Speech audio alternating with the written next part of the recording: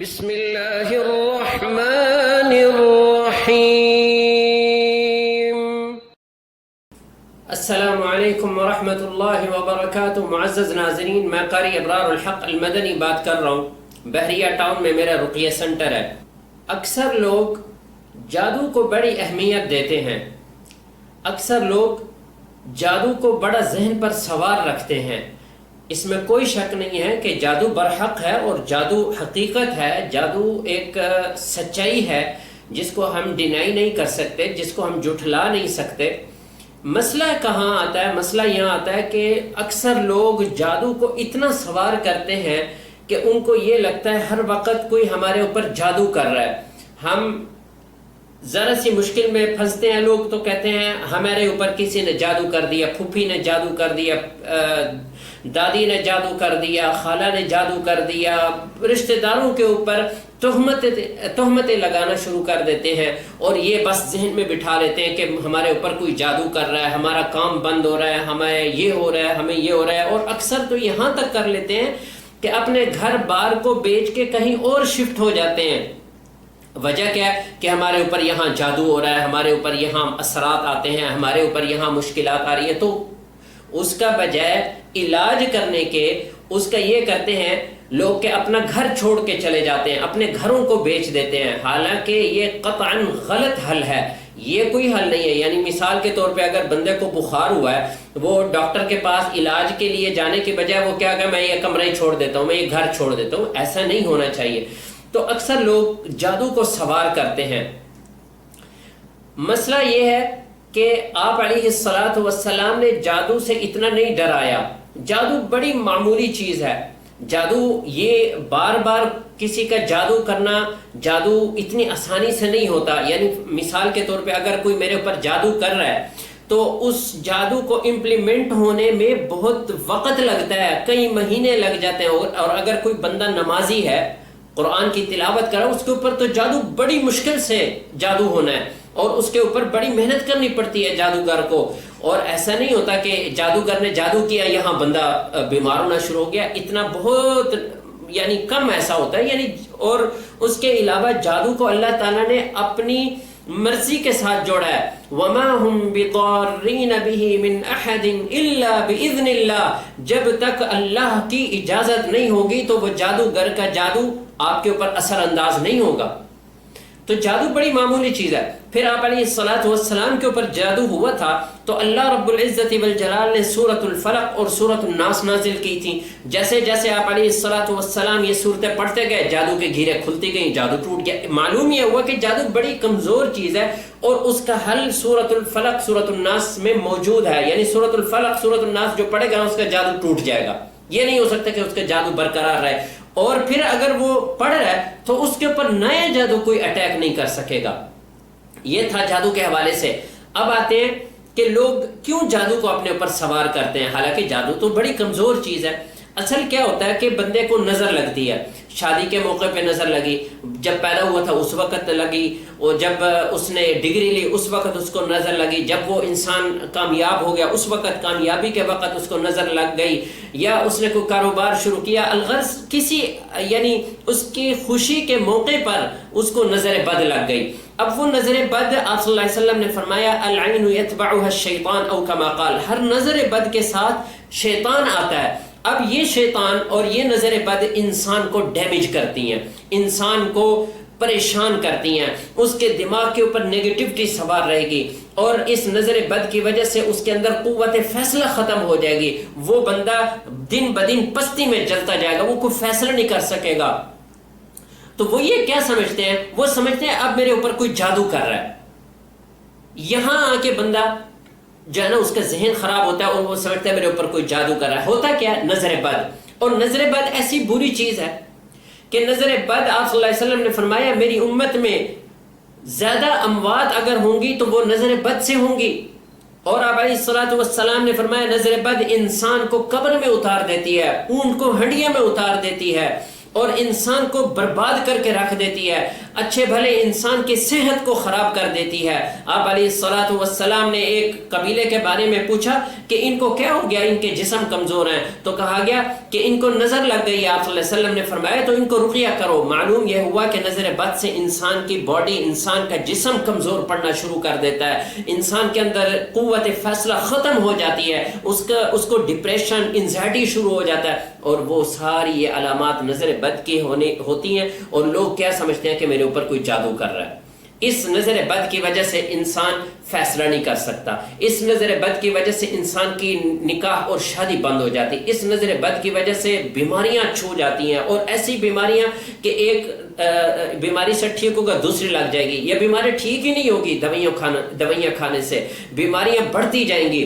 ناظرین، اس نظر بد کی علامات میں سے یہ بھی ہے کہ بندہ نماز اور قرآن سے دور ہوتا چلا جاتا ہے۔ بعض دفعہ بندہ نماز اور قرآن کرتا رہتا ہے لیکن وہ ان مسائل سے نہیں نکل سکتا، کیونکہ وہ سمجھتے ہیں میرے اوپر کوئی جادو کر رہا ہے، اور اس توہم پرستی کے اندر پڑھتے ہوئے وہ اسی توہم پرستی کے اندر پڑا رہتا ہے، اور وہ سمجھتا ہے میرے اوپر بار بار کوئی جادو کر رہا ہے، میں پڑھ بھی رہا ہوں پھر بھی جادو کر رہا ہے۔ ہوتا کیا، وہ غلط سوچ رکھنے کی وجہ سے وہ نظر نہیں اتارتا، وہ نظر کا علاج نہیں کرتا، نظر کی دعائیں نہیں پڑھتا، وہ کیا کرتا ہے، وہ کہتا ہے جادو ہے۔ تو یہ انسان جس کے اوپر یہ نظر بد آتی ہے اس کا جسم ٹوٹنا شروع ہو جاتا ہے، اس کے یہ پٹھے کھینچنا شروع ہو جاتے ہیں، اس کے سر میں کھوکھلا پن، اس کو چکر آنا شروع ہو جاتا ہے، اس کی آنکھوں میں خارش، جلن، ریڈنس، آنکھوں میں کھچاؤ، غصہ بہت تیز آنا، چڑچڑا، اور غصہ اتنا آنا کہ میں اگلے بندے کو قتل کر دوں، اتنا غصہ آنا انتہا درجے کا چھوٹی چھوٹی بات پر، اور چڑچڑا ہو جانا، اور یہ لوگوں کے ساتھ، فیملی کے ساتھ اٹھنا بیٹھنا وہ بندہ بند کر دیتا ہے کہ مجھے تنہائی چاہیے، میرے ساتھ کوئی نہ بات کرے۔ یہ ساری وہ علامات ہیں۔ اور خواتین اگر ہیں، خواتین کی بات کریں تو ان کو جو پیریڈز آتے ہیں منتھلی، ان پیریڈز میں رد و بدل ہونا شروع ہو جاتا ہے، ان کا پیریڈز خراب ہونا شروع ہو جاتے ہیں، آگے پیچھے ہونا شروع ہو جائیں گے، یا بند ہو جائیں گے، یا بہت زیادہ شروع ہو جائیں گے، ناپاکی رہنا شروع ہو جائے گی، سپورٹس لگتے رہیں گے۔ اس کے ساتھ ساتھ بندہ اللہ سے دور ہوتا جائے گا، وضو کریں گے تو وضو جلدی ٹوٹ جائے گا۔ اچھا، بعض دفعہ نظر بد کے ساتھ یہ علامات آتی ہی نہیں ہے، بندہ جو ہے نا ڈپریس رہتا ہے، بندہ پریشان رہتا ہے، بندے کے کاموں میں رکاوٹ آتی ہے، اچھا بھلا کام کرتے کرتے ایک دم بیٹھ جاتا ہے، یا کسی کام کے لیے جا رہے ہیں تو اس میں اتنی شدید رکاوٹیں کہ وہ کام ہوتا ہی نہیں ہے، تو عین موقع کے اوپر کام خراب ہو جاتا ہے۔ اسی طرح بچیوں کے یا بچوں کے نکاح کی بات کریں تو بات چلتے چلتے ایسے موقع پہ بات ہی اینڈ ہو جاتی ہے، اس کی کچھ سمجھ ہی نہیں آتی، نکاح نہیں، وہ رشتہ نہیں ہو پاتا، رشتہ طے نہیں ہو پاتا، تو الغرض باتیں چلتے چلتے اٹک جاتی ہیں۔ تو یہ اگر یہ علامات موجود ہیں تو یہ آپ کو سمجھنا چاہیے کہ یہ جادو نہیں ہوتا، جادو کو سوار نہیں کرنا، جادو فلق ناس کی مار ہے۔ آپ فلق ناس پڑھیں، جادو ہے تو وہ نکل جائے گا، جادو دنیا میں کسی بھی کونے میں پڑا ہے وہ جادو جل کے راکھ بن جائے گا، ان سورۃ الفلق والناس۔ اور آپ علیہ الصلوۃ والسلام نے فرمایا ما تعوذ بمثلہن قط، یہ جو معوذتین ہیں اللہ سے بیسیکلی پناہ مانگتے ہیں، تو آپ علیہ الصلوۃ والسلام فرماتے ہیں ایسی پناہ اور کسی صورت بھی نہیں مانگ سکتے جس صورت میں یہ فلق ناس پڑھنے والا اللہ اس کو پناہ دیتا ہے۔ تو یہ بڑی عظیم صورتیں ہیں، اور نظر بد کو ذہن میں رکھنا چاہیے۔ نظر بد جو ہے وہ انسان کو برباد کر دیتی ہے، گھروں کو اجاڑ دیتی ہے، نظر بد کی وجہ سے طلاقیں ہو جاتی ہیں، نظر بد کی وجہ سے گھر اجڑ جاتے ہیں، نظر بد کی وجہ سے فوتگیاں ہو جاتی ہیں۔ اچھا بھلا بندہ جاتے جاتے ایک دم ایکسیڈنٹ ہوا، بندہ مر گیا، کیا ہے؟ اس کو نظر لگی تھی۔ آپ صلی اللہ علیہ وسلم نے یہ ایسے نہیں فرمایا کہ بندے کو قبر میں اتار دیتی ہے، اسی طرح بندے کو قبر میں اتارتی ہے کہ یا تو بندہ بیماری میں اتنا گر جاتا ہے کہ بندہ مر جاتا ہے، یا اچانک ایکسیڈنٹ سے بچہ مر جاتا ہے یا بندہ مر جاتا ہے۔ ایسی بہت ساری خبریں سنی ہیں کہ بندہ جا رہا تھا، تھوڑا سا ایکسیڈنٹ ہوا اور بندہ گر کے مر گیا۔ اصل میں کیا ہے؟ نظر بد ہے۔